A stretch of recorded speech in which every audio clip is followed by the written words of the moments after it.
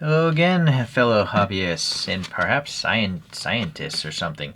So, I reviewed this little plastic sanding wheel, and it works great. It's very lightweight. I rather like it, but I thought I'd try the other ones. So this one is called a Lanrui M107. Apologize for the paint on my hands. I'm always making models. That's why I bought this thing. I actually opened it to make sure it works because I videotape now me opening stuff. So if I have a claim, but let's just pretend it's new. Okay, so there's some text there. Okay, grinding machine and polishing, which I do believe is possible based off of that thing. And that's it. All right. So it comes with what looks like a 1 meter USB Type C.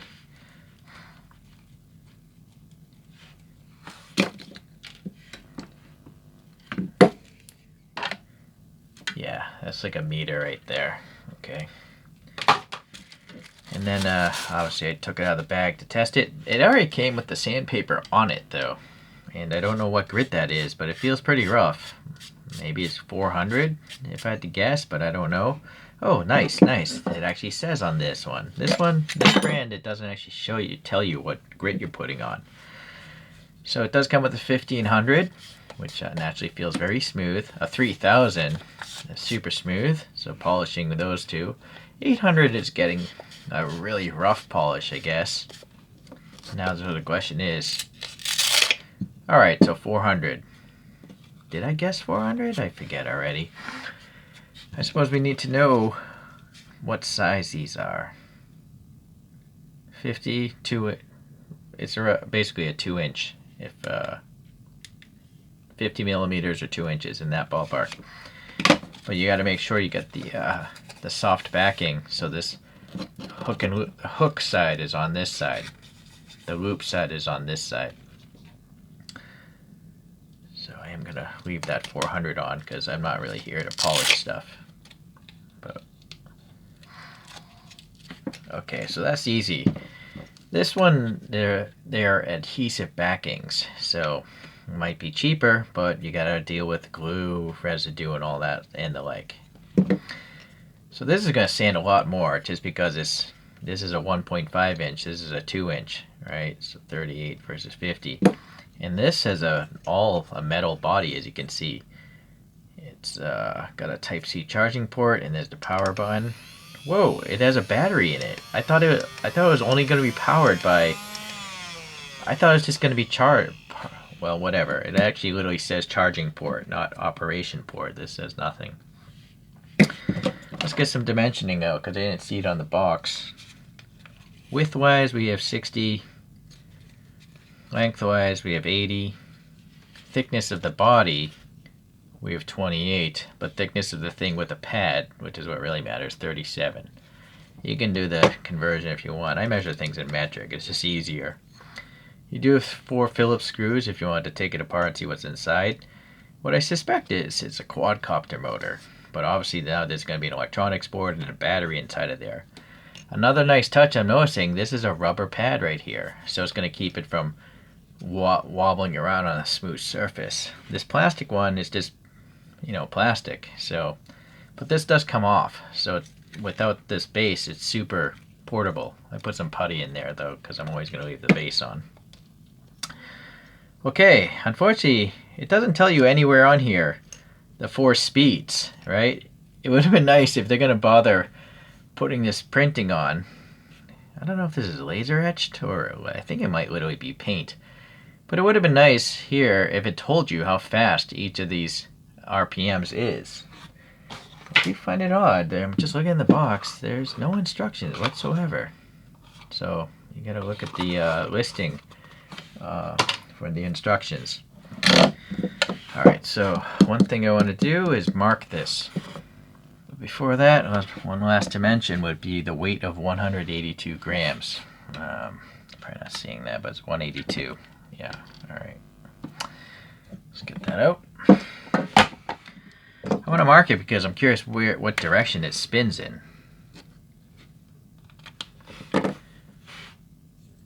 So what I think is you flick, and each flick goes through a set of speeds, but if you hold the button, it turns it off. I don't really see that power LED on either. That's a pretty slow RPM. 2, 3, 4, 5, 6, 7. Goes back to this. Oh, nope. 6 speeds, number 7 turns it off. But if I turn it on and just hold this, that's another way to turn it off. You don't have to actually cycle through the 6 speeds. So I think that's pretty smart. Yeah, I think that works. Seems logical. And it does seem to be, yeah, it's spinning counterclockwise, just like this one here. And I think the reason behind that is, if you're right-handed, which is the majority of people on this planet, it's instinctive that you would put your object on this side of the spinning disc. Left-handed people, if you let go of the object, possibly it might fly into you because it's spinning this way, right? But right-handed people, it should probably go away from you. I'm just guessing, of course, but leave a comment if you think there's another reason. I'm wondering if I could just hold it down. Nope, doesn't do anything. I was wondering if it could go the other direction. I think I saw one listing where you can actually tell it what direction to go spin in, but I don't think that's happening on this one. Okay. Well, alright, I guess that's it. It's time to start some grinding with 400 grit. I gotta put these glasses on.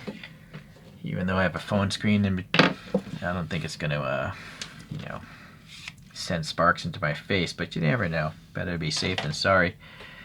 So I believe these are listed to be like tweezer sharpeners. These are just some cheap tweezers. I never use them because they don't do the greatest job. I have some paint on my hands, but I'm just trying to get this little hair. See, it won't grab it. I think the tip, right, it was never bent in the right position. Yeah, it's just horrible. This should be flat in there, but it's not. So you'll see this one, this plastic one, you could theoretically flatten the inside of this thing. And I guess on this one, you could do the same. Alright, so you could get the internal surfaces. I am curious, is this disc plastic? This one's definitely plastic. I believe this disc is actually metal. Just from the pitch, but I might be mistaken. It's hard to see under such a small gap. Alright, so I'm going to just start at the slow setting. And I'm going to sharpen these tips up here. Now, at the slow setting, not much torque. 6 is the fastest. Yeah, you'll still be able to stall out the motor, but if you do it lightly, it's still going to sand off stuff. You know, it might be advisable to wear a mask. So, as you can see, right, well, hopefully if I can focus, it brought that pretty dull thing into a nice sharp tip. Now I'm going to try to do the slow. Try to get the inside surface here. Hold on, I'm going to hold it this way. You know what, this is dumb, but okay. I'm not gushing out blood right now, so seems relatively safe. This is very well balanced, and because it is so heavy, I don't get the fear that this is going to fly off and hurt me. I think it'll be faster if it was... Well, it actually did start to polish off that inside, but I'm going to go back to the fastest. 2, 3, 4, 5, 6. Oh, you know, I'm actually making it worse. I somehow... yeah, I don't know if I'm going to be able to sharpen these very well.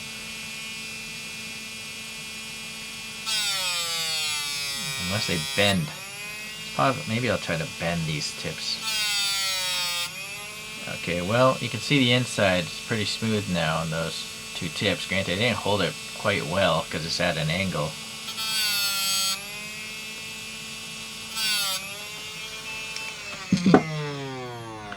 So yeah, naturally, it's going to take some skill.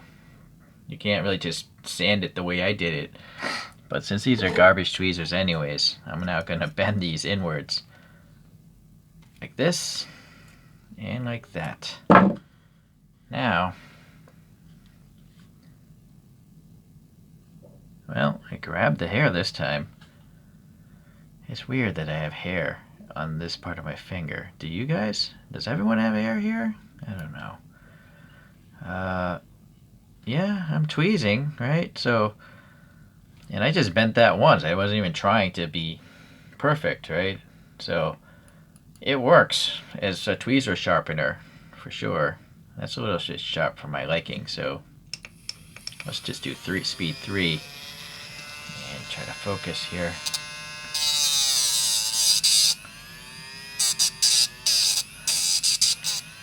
Yeah, okay, just to knock it down so I don't stab myself. Okay. I know I lost focus, but sorry.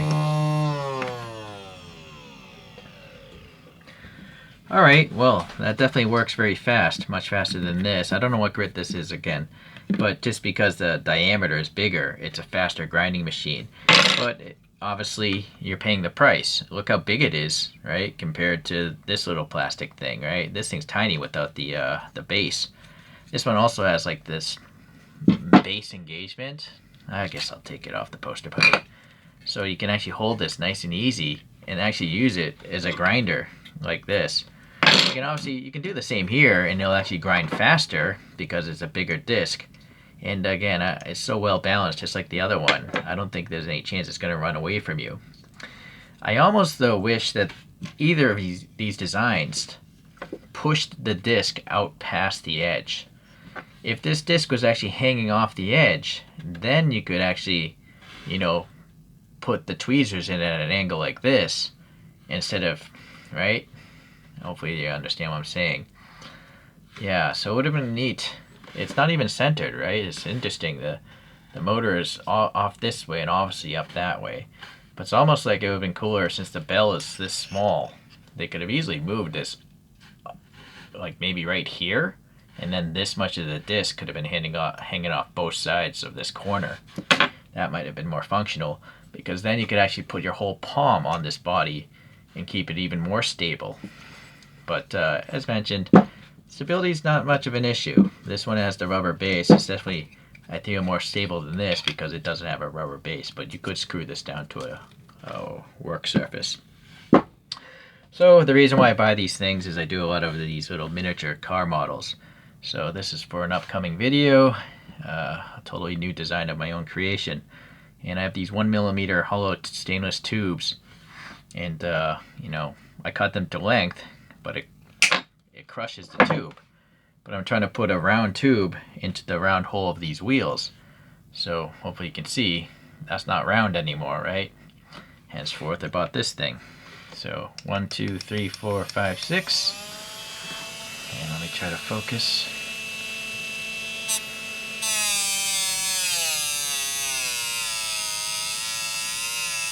That tube is back. Very fast. If you want to sand off less, besides reducing the speed, you could just sand closer to the middle where there's less sandpaper spinning around. But obviously, if you do the edge, there's a lot more sandpaper knocking things down. All right, yeah, that's exactly what I want. It's definitely faster than this, but it's bulkier. Right? So I think they're both good. This one is an infinitely variable controller, though. Let me just show it to you guys in case you missed that other video. And this one only has to, there's no battery inside. Oh, that's telling you it has to be in the off position. That beeping. Right, so anywhere in between here and there, I think this was a 10,000 RPM.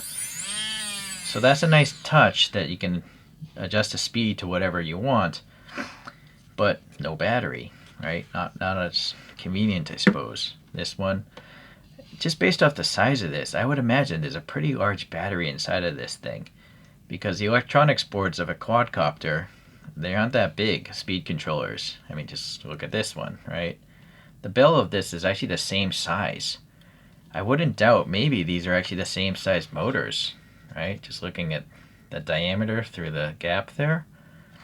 So maybe this is 10,000 RPM. I'll have to, you can look at the listing and see all the specs, I guess. Alright, well, let's see if there's a charge light on this one. There's this one LED. Oh yeah, okay, so it's red to charge. I would assume it either goes out when it's full, or maybe it turns green when it, or it changes a different color when it's fully charged. The battery, unexpected. Unexpected, I like it. Yeah. Yeah, they're both good. There's a third one I'm going to order that's even smaller. It's, I think, a 1-inch one. It should be tiny, but it's not going to be really powerful. So stay tuned, and you'll see these two again probably when I get that third one in. Yeah, but so far I'm liking... Yeah, it's hard to say which one I like more. I like the Velcro of this, the hook and loop. Adhesive, not so great. If I want to switch the grit, I literally have to destroy this one sandpaper, right? But this is not the case with here. Yeah, I can just change all day long. In fact, you know, let's pop the 3000, was it? So the super fine polishing pad. And let's polish this tweezer thing here again. So 1, 2, 3, 4, 5, 6. Super fast and super smooth.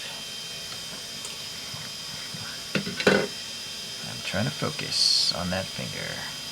There, hopefully. Okay, you can see how rough that is, this tweezer. Let's maybe try this side. Darn it, I feel like I lost focus. Right, polishing up.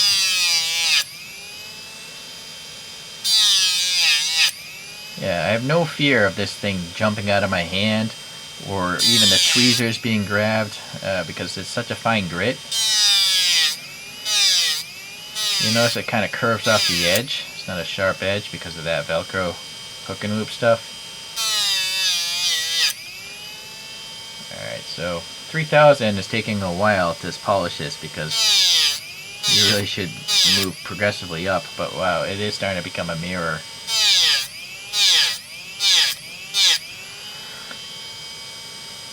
Yeah. Okay, well, hopefully you can see that that's very shiny now.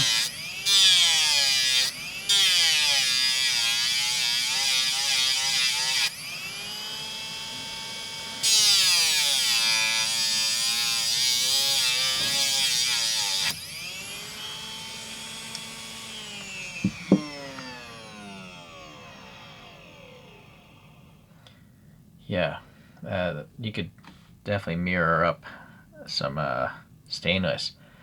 Like, I mean, I'm not even sure if I see any grit lines here on the edge. I think the edge is totally smooth. Yeah, these scratches are so deep, but all around here, I don't see any sort of sanding marks whatsoever. So this, yeah, it literally is a polisher. That's pretty cool because usually buffing wheels, polishing wheels, you have to put an abrasive media into the cotton wheel. But this, you can skip all that. But again, bear in mind, you might be breathing in this dust, right? 3000 grit dust. So you probably want to wear a mask when you're doing this because it's basically spinning everywhere, right? Including coming back towards you and away from you. So, okay, so 3000 actually does have a purpose. But for me, I'm probably just going to stick to 400 or even maybe go to a coarser grit just to knock down these stainless tubes that I like to cut down. Thanks for watching today, and we'll see you the next time I get a hobby-related tool in place.